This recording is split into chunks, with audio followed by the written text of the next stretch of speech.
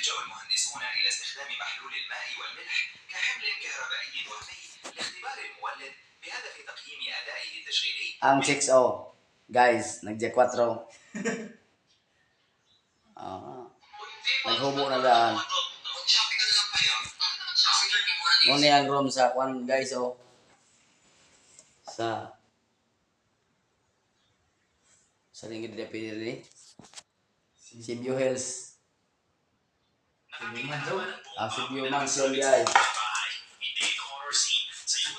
Nag-renovate mo sa kwan, guys, sa CR. Kay di mo punta sa drainage ang tubig. At sa sa bawal magtapok tanan. Guys.